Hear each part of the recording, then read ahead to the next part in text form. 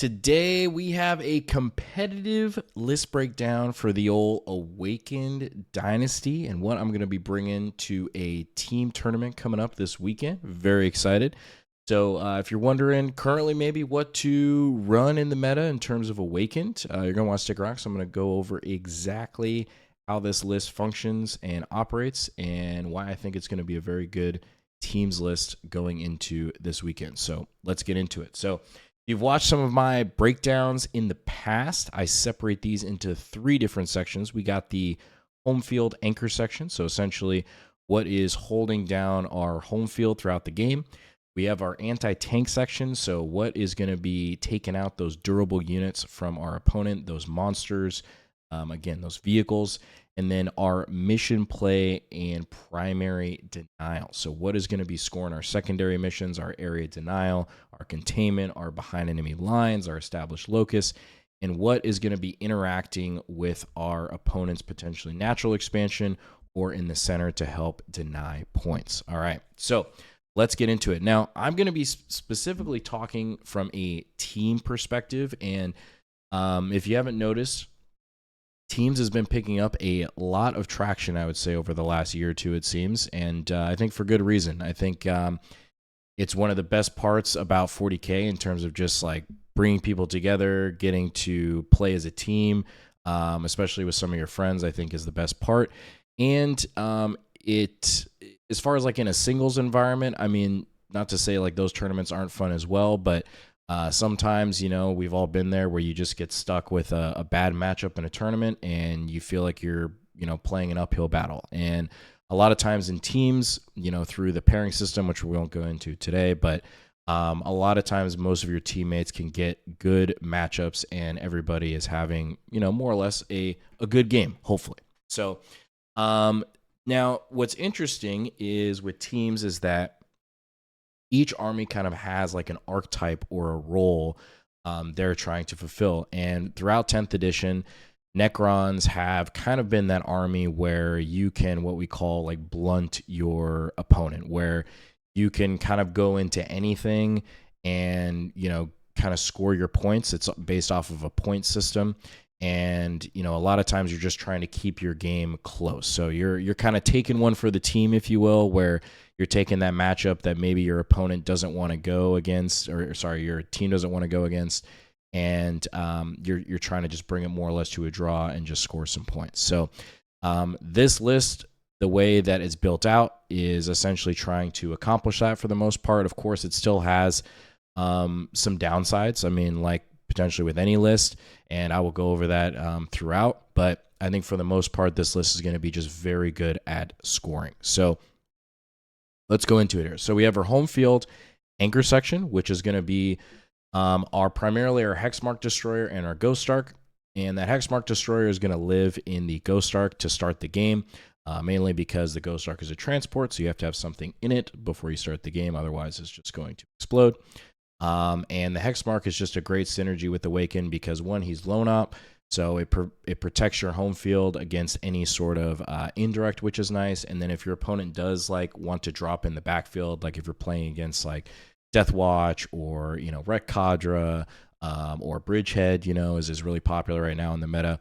It gives you an option where they can drop in, they could kill the Hexmark, but you could spend a CP, bring him back, and you still hold your primary, which is super nice. So and the Ghost Ark is going to synergize a lot with what I'm going to talk about later, and it also offers something that's very durable in our backfield that can also help for screening as well, which is great. So moving on to our anti-tank section, we have 3 Scorpec Lords, and Scorpec Lords are just extremely good in Awakened Dynasty. They're just really good in general, to be honest, right now, just because they're so cheap and they're so efficient in terms of doing damage. Mortal wounds on the charge. If you attach them to a Scorpec unit, you're getting lethal hits, and they'll enact with the rerolls. And then, of course, in Awaken, you're getting +1 to hit on those Scorpecs if they're attached. So there's a lot of really good synergies with these units, and the Scorpec Lord specifically. And the best part of 1 CP to just bring him back. So you've probably seen on some of my recent battle reports that the Scorpec Lord, with the bond giving him a 4-up Feel No Pain, he literally can just hold an entire flank by himself. I mean, the guy is just insane. A mini Xeris, we like to call him. He is just so good. So good for 95 points. All right, so moving on for more anti-tank here, we have the Overlord with Translocation Shroud and Oricon the Diviner. So Overlord has a nice, Overlord blade, so strength 8, dev wounds. Doesn't do much in terms of like hitting up on vehicles, but that's what Oricon is for. And a lot of people haven't played against Oricon in a hot minute, and so they're kind of pleasantly surprised when you tell them, you're like, hey, he triples his tax, triples his strengths, everything's dev wounds, and they're like, yeah, cool. And then a lot of times in games, like when you tell them you're doing it, and you're like, wait, he does what? Because on average, he'll probably do 8 to 10 mortal wounds to something. So he could definitely pop like a vehicle by himself or really catch your opponent off guard if they're, not paying attention. So he is great, and they're obviously both going in the Warriors, which we'll talk about in a little bit here, of the synergies there. And then to round it out, I put a unit of Locust Heavy Destroyers in with the Amitics. Now, this unit specifically is going to help in certain matchups to really just help me get more stuff off of the board, and just helping me score more points in the late game, which I will go over. So now going into our mission play primary denial, we have 3 units of 3 Scorpec destroyers. These all have the Plasmite token there, which isn't labeled, but they're on there. And again, these are also great for just great trading units early. If you're going against like a heavy vehicle matchup, attaching the Scorpec Lords with the Scorpecs is extremely efficient as well. And they are just great for their points. Now, really the bulk of the list and how things are functioning is this next section here where we have the Canoptic Reanimator, we have the Crypto Thralls, and we have the Necron Warriors. All right, so essentially what we are doing here is we are packaging the Overlord with Translocation Shroud, Oricon, Canoptic Reanimator, Crypto Thralls, and the Warriors. So essentially what is happening here is, guys, I just realized now too that the Catacomb Command Barge, okay, if you can envision it, the Catacomb Command Barge is in the home field anchor section, okay? I swear there's always like one thing that I'm forgetting on these things. So Catacomb Command Barge. So this whole package, essentially what is happening is you're getting OC3 Warriors that can auto advance 6, so they're moving 11. They're OC3. They have a Res Orb, and they have CP reduction, and they have a 4-up invul, and they are essentially minus 2 AP if they're in cover because they're going to be next to Xeris, and they'll be in cover. So through my playtesting, they are extremely durable. I don't think there has been a game yet that I have played where they have been completely removed, which is like crazy to say, but they are very durable if they are played right. And essentially, they are just trying to score me a lot of points. This list in specifically plays the primary game very well. Mainly because you just have this 65 OC block that is very hard to shift. And because a lot of times they're playing the center of the board, it also helps in terms of denying your opponent a lot of secondaries that usually they're not expecting. Like area denial, like secure no man's land, like cleanse, Cull the Horde. All of these secondaries interact with the Warriors in a very good way to help me. What I've found in terms of not letting my opponent score secondaries very well. This list in general, I think, does a really good job of controlling what my opponent can score, especially in the early game in terms of the way that it plays. Where a lot of times there's just a lot of dead pulls unless they draw positional secondaries when they're going first. Like a lot of times, if they draw, Cull the Horde or no prisoners or bring it down, mark for death. All of those are going to be 0 pulls usually the first turn, just because I'm not exposing anything other than the Warriors. And then a lot of times, even if I go first, what I've found is, again, if they draw those cards, really the only thing that's exposed is the Warriors going into that first turn, and they still can't shift them. So a lot of times those cards are usually zeros because of the fact that they're not going to be able to get overwhelming force. They're not going to get no prisoners, mark for death. Depending on the board state, I might be able to deny area denial. There's a lot of tricky stuff you can do with this unit if it's positioned correctly and it's played correctly. that can deny your opponent a lot of secondaries, which is really good in teams. Because there are certain matchups that definitely, like, there's bad matchups for this list, but at the end of the day, like, I'm very confident that I can score a lot of points against most lists in the meta right now. So moving on, we have another Hexmark Destroyer, which is usually going to live in reserve. It's just a great utility piece. It has deep strike. It's a 40 mil base. He's just great for his points. I mean, it's just awesome. And then we have the Locust Lord with the Veil of Darkness.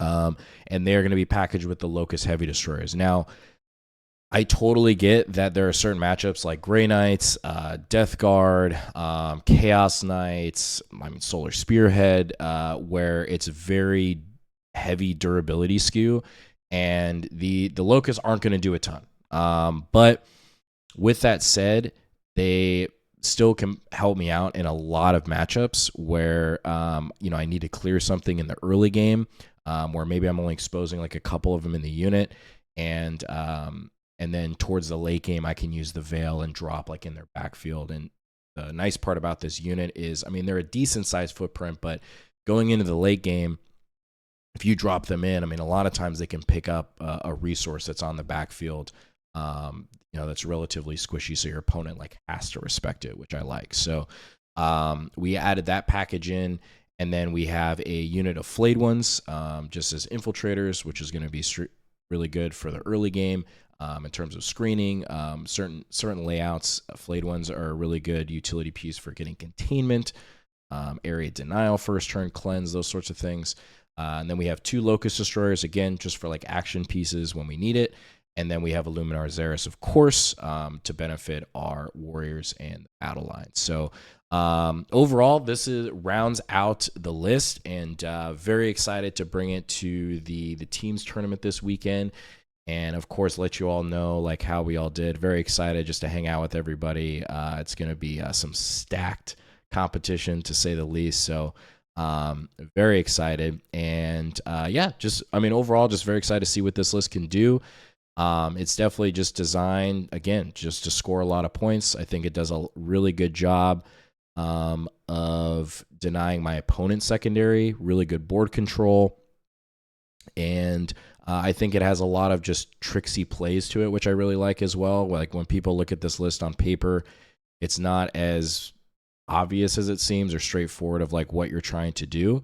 And it gives me a lot of flexibility depending on matchups, like if I need to attach the Scorpec Lords or keep them separate, and just have a lot of units. I mean, I think there's like 17 units or 18 units total in this list if you have the Scorpec Lords separated, and that's on top of being able to res the characters. So throughout a game, if you're able to res at least, like if you stage everything correctly and stagger your characters, I mean, you could easily have like 21 to 22 units total throughout the game with the resing the characters. So very excited to see how this does this weekend. I think Necrons, they're in an interesting spot, I think, in singles right now and in teams. Singles, I think it's about what I expected. You're seeing a lot of 4-1s.